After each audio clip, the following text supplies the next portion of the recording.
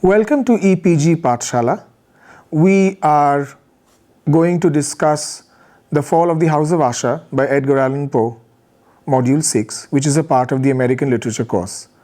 I am Niladri Chatterjee, Professor, Department of English, University of Kalyani.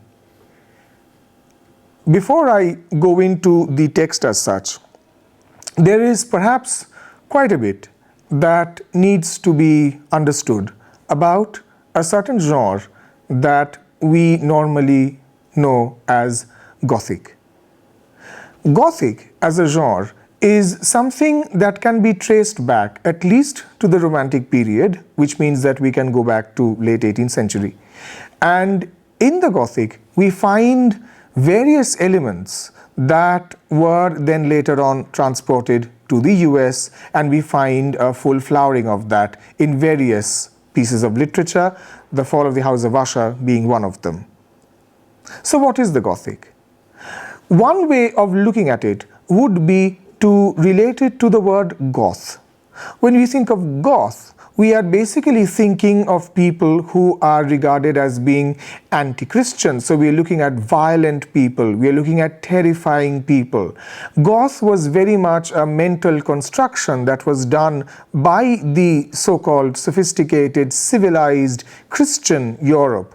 And Goths were therefore created as the cultural other. They were violent, they were terrifying. So when you talk about what is Gothic, you are basically talking about the culture that is violent, that is terrifying, and therefore that is perhaps also anti-Christian, or at least non-Christian. So if you look at it in this way, then I think it becomes very easy for us to understand exactly where does Gothic situate itself in the context primarily, say for example, of the Enlightenment, which is happening in the 18th century. Now, if you look at the Enlightenment as all about reason, all about logic, all about intellect, all about order, all about discipline, basically something that one can describe as the Apollonian, so this is all about discipline, order, then one could very well think about the Gothic as its exact opposite. Gothic is about the irrational, Gothic is about disorder, Gothic is about misrule, Gothic is about fear, it is about terror. It is about fearing things that we know nothing about. Gothic is therefore also about a certain demonization of something that we don't know. So it is the demonization of anything that we are not aware of. So if you look at the way in which people were thinking about Gothic, it becomes very clear for us to understand that Gothic therefore exerts a peculiar fascination for Europe across this particular century, because Gothic is that very strange thing. It repels and attracts in equal measure. People who are producing Gothic art, Gothic literature, there are two almost contradictory, opposite forces that are working to create it. So on the one hand, there is a tremendous fascination with the Gothic, with the terrifying, but there is equally a tremendous amount of interest in exploring the irrational, in exploring the terrible, in exploring the horrendous, the horrific. So there are these tensions that are always there in the Gothic. From your understanding of Romantic poetry, for example, you will know that there are very clear examples of Gothic poetry. One of the most famous examples would be Samuel Taylor Coleridge's poem Christabel, in which you have a young woman who is brought under the spell of this very mysterious woman that she encounters in the forest, and how this young woman comes under the spell and is basically taken control of by this mysterious woman called Geraldine. There are so many other such poems, many of them written by Coleridge himself, who himself was very, very interested in the Gothic. And remember, Coleridge himself was a God-fearing man. So here was a Christian who was absolutely fascinated by the concept of the devil, by the concept of evil, by the concept of sin. And these concepts of sin, evil, sickness, misery, death, they all come into the formulation of what we normally call the Gothic. Of course, by the time we come to the Jane Austen sort of group of novels, Jane Austen herself, of course, although she chronologically belongs to the Romantic period, she is already taking a certain distance, a certain comic distance from the Gothic novel, in which she produces this sort of comic take on the Gothic in Northanger Abbey. So when we look at the imaginary of the Gothic, what are we broadly talking about? Well, if I can just give you certain key images, it is going to become easier for you to understand what is meant by the Gothic. Darkness, lack of light, ruined houses, empty houses, few people, shadows, thunder and lightning, emptiness. These are the classic elements of a Gothic narrative. In short, everything that invokes terror. And remember that if enlightenment is all about light, then Gothic then becomes all about darkness. So therefore there is a clear light and darkness binary that is operative when we think about the Gothic.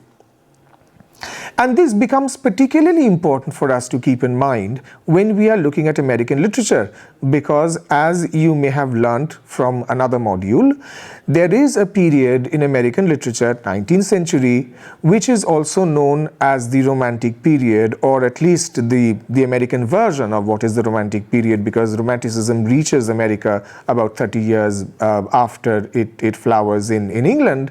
And in this Romantic tradition, you certainly have people like Herman Melville, you've got people like Nathaniel Hawthorne, but you certainly also have Edgar Allan Poe. So what Coleridge was doing to Romantic poetry in England, Poe was also doing something rather similar in American prose, in American poetry. The Fall of the House of Usher, of course, is a short story, but there are poems that Poe has written, most importantly the poem The Raven, which is equally Gothic. Why is there such a fascination towards the Gothic on the part of Poe? Because something that we have to keep in mind clearly is that if F.O. Matthieson is talking about what is normally called the American Renaissance, then F.O. Matthieson is therefore talking about American literature being reborn again. And when we are talking about American literature being reborn, what we are really talking about is a kind of an American literature that is self-consciously American, a literature that is aware of the fact that there is enormous responsibility riding on their shoulders, that they need to distinguish themselves from literature from the continent. So if you're going to look at American literature, at least the American literature that is produced during the American Renaissance, to quote F.O. Matthieson, then why is it that we are looking at an example like Edgar Allan Poe, who is really using a tradition that is very, very European? Why is Edgar Allan Poe doing that? Well, there are several ways of looking at it, of course. One must understand that Edgar Allan Poe is approaching the Gothic from a very, very personal angle. He had some almost idiosyncratic sort of opinions.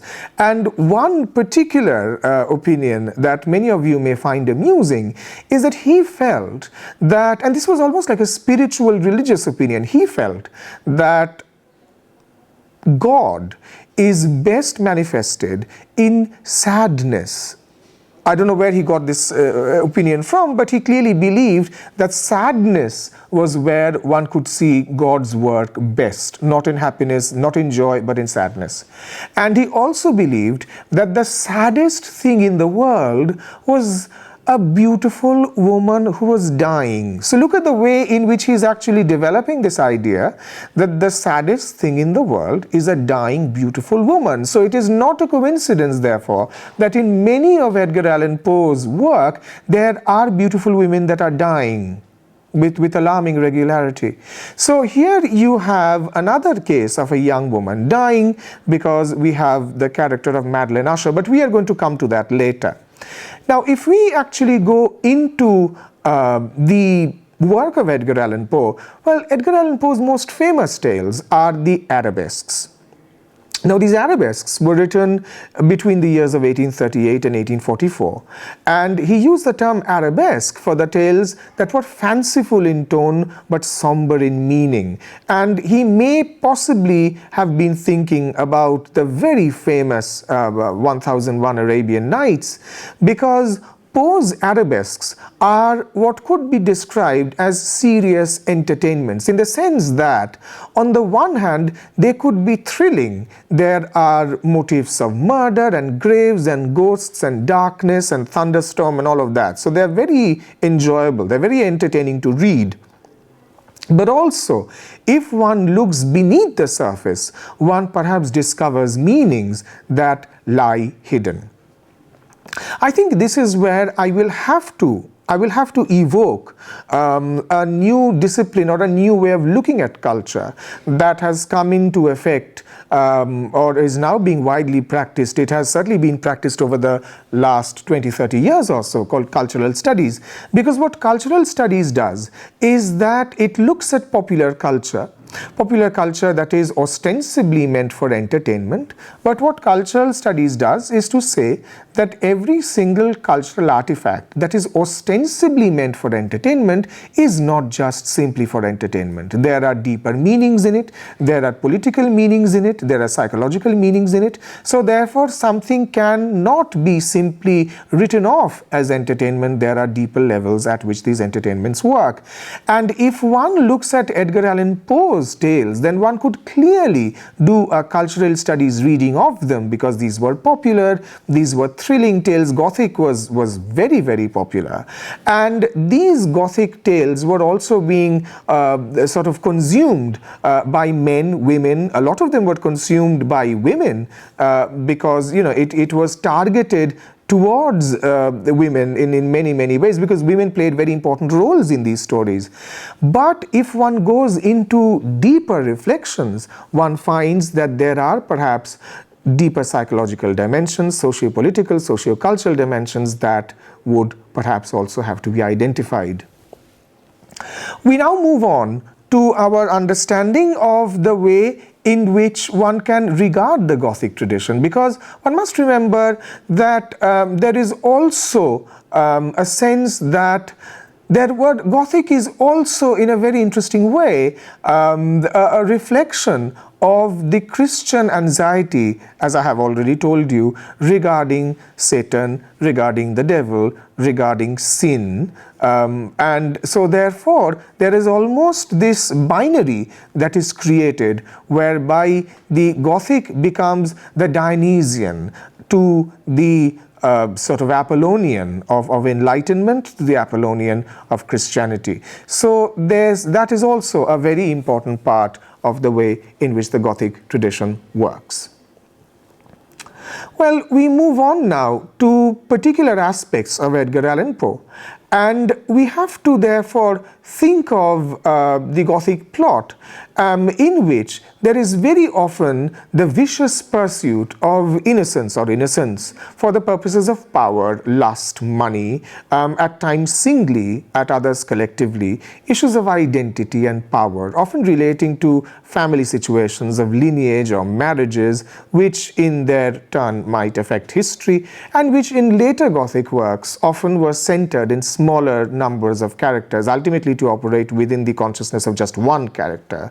Along with sexuality and gender considerations, they came to hold greater importance than the eerie settings that provided mysterious backdrops for equally mysterious speeches and actions in previous Gothic works. I think I would really want you to keep in mind that when we are actually discussing Gothic, we are also doing something very, very interesting, in the sense that although there were many works of Gothic literature that were written by men, there was Gothic literature also written by women, and it would not perhaps be stretching the argument too much to try and suggest that Gothic was, in a very interesting way, also occasionally trying to make space for a certain sense of expression that is perhaps feminine, which perhaps the patriarchal, disciplined, Apollonian literature was not able to accommodate. So therefore, if you actually think about the Gothic as the refuge of the feminine, then that can also be regarded as an interesting way of looking at it. Mind you that since the early 1990s, there has been a huge explosion of scholarship on Gothic literature, which has focused almost entirely on the issues of gender and sexuality in Gothic literature. Those of you who are familiar with vampire tales, for example, will be familiar with Frankenstein, which was written by somebody who was very integrally a part of the Romantic movement, Mary Shelley. Coming down to the 19th century, which is the same century in which Poe is writing The Fall of the House of Usher, you can certainly refer to Bram Stoker's Dracula, in which you have this extraordinary sort of plot where you have one man who is actually a vampire, but he is somebody who is sucking off the blood of other men and other women too. So therefore, exactly how sexuality, gender operate in Gothic tales is an absolutely fascinating area. And I think this is where The Fall of the House of Usher becomes a very crucial text, because if you read The Fall of the House of Usher, you will be able to recognize how sexuality operates in this particular short story. Now, what one also has to keep in mind is that, like in most periods of literary or cultural history, The Fall of the House of Usher is also happening at a time when there are also various tensions which are pulling at authors from two different aspects. So although you still have the remnants of the Age of Enlightenment, so therefore reason, rationality, logic, order still occupy substantial space in the culture, but there are also equally powerful forces for the irrationality, and these are, so therefore there seems to be a peculiar kind of tension, a pulling apart, as it were, of culture, where they are having to decide as to which way to go. And I think The Fall of the House of Usher seems to dramatize that sort of tension in the most remarkable way. So we move on now to the way in which one can look at this particular work. And right at the center of the novel is, of course, the brother-sister duo of Roderick and Madeline Usher. Now, there have been a lot that has been written about exactly what is the nature of the relationship between Roderick and Madeline Usher. And of course, the one word that has repeatedly come up for discussion is whether one can detect incestuous feelings between these two characters. And there is perhaps a lot that can be said about it, because you must understand that the House of Usher is a reference to, so this is a play on the notion of the house, because the term house operates not only as a building, but it also operates as a name of a family. So therefore, just as you have the House of Windsor, here also you have the House of Usher. So therefore, this is not just about a building, this is about a family. And remember that this is a family that we are talking about, where the family is an extremely insulated family. This is a family that has been so completely cut off from the rest of the society that the house has got its own weather system. So we are looking at a kind of a peculiar isolation, and into this sort of extraordinary isolation, the narrator comes in. So the narrator actually becomes the other to the self of this particular house. Now, the narrator's sojourn in the Usher mansion with the two inhabitants can be regarded as an inward journey into his soul, the irrational, frenzied, aesthetically prolific Usher, as opposed to the rational, objective, thinking, unnamed narrator. So therefore, here you are able to identify another binary, and I'm going to constantly refer to the Apollonian-Dionysian binary because that is the binary that seems to be the organizing binary in the novel. It is basically between order and disorder. It is between sanity and insanity.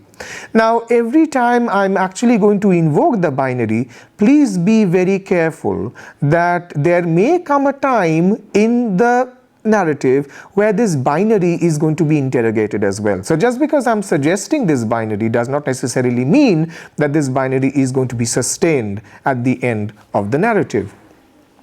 Well, let us look at Roderick Usher, for example. What is he like? Well, Roderick is himself in the agonizing position of being able to follow the progress of his own disintegration, which being powerless, he is being absolutely powerless to prevent it. So he suffers from clearly what can be regarded as a mental condition. So he is psychologically unwell, but he sort of witnesses his own disintegration just in front of his own eyes. He believes that the house has the power to dominate the lives of those within, and since he has faith in the consciousness of the very stones of the house, he can very well add another human attribute, possession of the soul, to the house of Usher. So the belief that he himself, Madeleine, and the house have a common soul is but a short step beyond. So look at the way in which he has, how shall I put it? He has managed to give the house a kind of soul which clearly the house is not supposed to have, and yet he has given the house a kind of soul. The house, as it were, has been animated,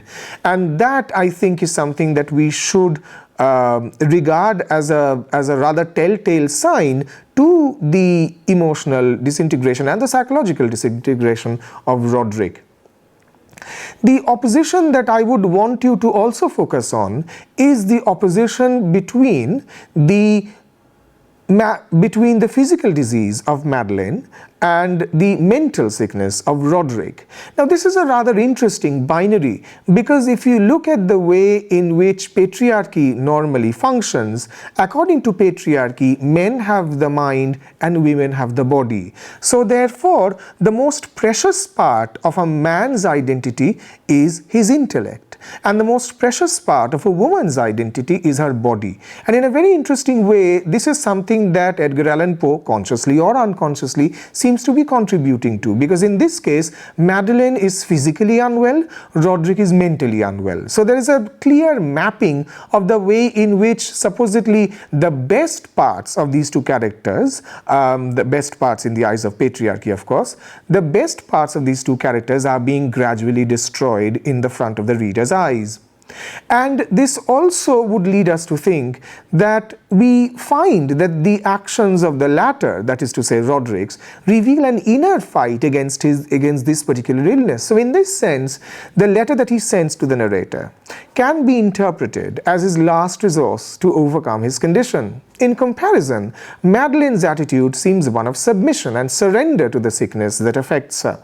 Moreover, she does not only accept her disease, but also, with her final embrace with Roderick, which has got all sorts of incestuous suggestions, involves him in her acceptance of the ailment and their final destruction. So it is almost as though there is a kind of death wish that is operating over here. It is almost as though Madeleine wants to die, and ultimately when she embraces the brother is also being asked to adopt Madeleine's attitude towards this disintegration, which is to say, let us all die, let the house collapse, as indeed it does, and let us collapse with the house itself. So we are looking at blanket collapse. We're looking at the collapse of the mind, we're looking at the collapse of the body, we're looking at the collapse of a house, we're looking at the collapse of a family. We are also looking at the collapse, therefore, of a certain insularity that is also functioning over here. Now, there are obviously various critical opinions about it. There are some who disapprove of Poe's characters. Many critics have commented favorably on his handling as well and presentation of the narrators. Now, what is most interesting is the narrator's state of mind. In several tales, they betray derangement, usually by denying that they are mad. So you will very often find genuinely mad people, in the sense that, I'm not going to say genuinely in the sense that they are actually mad, but people who have perhaps lost sense of reality, of tangible reality. They are constantly going to say that they are not mad, but the way in which they say they are not mad clearly will lead you to think that clearly this is somebody who obviously is not in full possession of their senses. Obsessed with proving their sanity, they tell stories that become elaborate acts of self-defense. Poe, with the characterization of the narrators, makes his point quite clear. The line between sanity and insanity is a thinly veiled one. A sane man can play mad and a madman can feign sanity. So this is exactly what I was talking about when I meant that the binary that I have been talking about between sanity and insanity, I'm not very sure whether that binary is ultimately sustained by Poe. I think he sort of smudges the binary, and I think it is the smudging of the binary which is where you have the power of the narrative. Well, let's talk about the role of the narrator. Oppressed from the beginning of his tale by an utter depression of the soul. So when the narrator comes, we already know that he is unhappy. The narrator speaks thereafter in dark, foreboding tones. The narrator feels an overwhelming apprehension as soon as he sees the house of the Ushers, feeling it most keenly as he views its image and the image of its zigzag flaw in the dark tarn. The narrator's role at the beginning is an observer and witness to the strange events in the house. Yet later, he turns into a participant in these events when he starts to feel the effect of the building and its surroundings on him and on its inhabitants. So therefore, here you have one of perhaps the most interesting examples of what subsequently comes to be known as the unreliable narrator, which is to say, is the narrator credible? Can we believe in what the narrator is saying? Can we believe what the narrator is saying? And this is something which serves as such a wonderful narrative technique that it actually takes fiction to another different level, because if fiction is supposed to be about creating stories, then therefore are we saying that the narrator in these novels are creating stories? So therefore, do we at all believe in what the narrator is saying? Do we at all believe what the narrator is saying? Now, what happens to the narrator after Madeleine's death is not altogether surprising, for since the beginning of the tale, and despite his facade of rationalism, the narrator has shown signs of an imaginative and highly impressionable mind. His first sight of the mansion has affected him with a sense of gloomy foreboding, quite beyond natural explanation. Similarly, his feelings when he first sees Madeleine are impressionistic and irrational, so therefore we do not know whether to trust the narrator. And I think that is what adds the real magic to the story, is that we simply don't know who to believe. It is while going through the short story that one is struck by the symbolic functions that various entities perform in the narrative, where incidents and images which seem innocuous in the beginning carry within them their meaning beyond themselves. There are various symbols that are operating. And of course, something that I've already mentioned about is of course the symbol of the house. This is something that we are not unfamiliar with. There are other novels that you can look up, The Castle of Otranto being one, for example. And so therefore, we can look at the way in which a castle, a lonely building, uninhabited building, ill-lit building, these houses serve as remarkably powerful settings for the Gothic, and Edgar Allan Poe is clearly using one such house. Not only does it talk of the dynasty of the Usher line, so to speak, it is a profound and intricate metaphor of the self. The narrator's invitation and the entry into the household may be taken as a journey into the dark recesses of the human psyche. It is the description and situatedness, or the situation of his tales, in huge mansions and dungeons that Poe utilized for a greater purpose. So, if somebody wishes to do a psychoanalytic study of the House of Usher, follow the House of Usher, they are totally welcome to do that. And I think a psychoanalytic reading, a Freudian reading of the text is going to reveal perhaps more meanings. And there is every reason to believe that this is a kind of study that certainly has been undertaken, but more such studies can be undertaken in the future. And we look at Roderick himself. So Roderick himself tells the narrator that over the centuries the mansion and the family had been so bonded as to become identified as one. Moreover, the diminishing of the Usher family through years of inbreeding to this one lonely brother and sister precisely parallels the physical collapse of the house, standing far apart from the civilization as it does in some extent lonely tract of country. So the pairing between Roderick and the mansion is sustained in the careful detailing of descriptions as the narrator observes the first, the one, then the other, and discerns unnerving similarities. And I think this is something that I think you should really be alerted to, in the sense that it is almost as though Roderick is an extension of the house. This is where I would want to invoke a kind of metaphor. Well, actually two metaphors. I would want to remind you of the metaphors of synecdoche and metonymy. Now, as you very well will know, metonymy and synecdoche, they both stand part for whole. But the difference between metonymy and synecdoche is that in the case of metonymy, the part can be very easily separated from the whole. But as far as synecdoche is concerned, the part is organic to the whole. And in this case, therefore, it becomes very interesting for us to try and understand whether Roderick is he therefore metonymic of the house, or is he synecdochic of the house, in the sense that it almost seems to be at certain points as though Roderick is an extension of the house. It is almost as though Roderick is a part of the house's architecture. So these are the ways in which Roderick has been created. And of course, any discussion of the novel is going to be incomplete unless I talk about the black tarn. Now, the black tarn is associated with the imagery of desolation, grey sedge and decay, rotting trees, as well as the house itself as the haunted palace makes clear, and it operates throughout as a symbol of Roderick.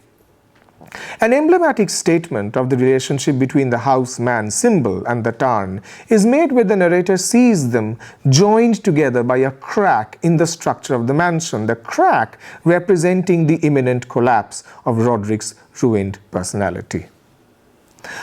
Now, so as we come to the rounding up of our discussion of the fall of House of Usher, there are certain things that I would want to again ask you to keep in mind. First is, of course, psychological horror. So one can actually read this particular work of literature as an exploration of the inner recesses of the human mind. There are dark corners of the human mind. There are aspects of our minds, of our psychology, that we are perhaps always not very keen to examine. So is Poe telling us that we need to explore the darker recesses of our mind? And once we explore the darker recesses of our mind, that may not entirely be a pleasurable activity, but is Poe therefore saying that this is an activity that is necessary? The other very important aspect of the fall of House of Usher that I would strongly want you to take note of is, of course, the binary between sanity and insanity. Who is sane? Who is insane? Are we permanently insane? Are we permanently sane? Those who appear to be sane, are they really sane? Those who appear to be insane, are they really insane? Mind you, that when Poe is playing with this idea of sanity and insanity, he is actually continuing a very, very long tradition in literature, at least going back to Shakespeare. You have to remember that in Shakespeare, when tragic characters go mad, most importantly in the case of King Lear, that is when they are the most sane. So therefore, you look at characters who have grown mad while they are sane, they do completely mad things. Again, example of King Lear. But once they go mad, then there is this astonishing clarity that comes over them. So therefore, what exactly is being meant by madness? What exactly is being meant by sanity? I think, Edgar Allan Poe is completely going along that direction in discussing these elements.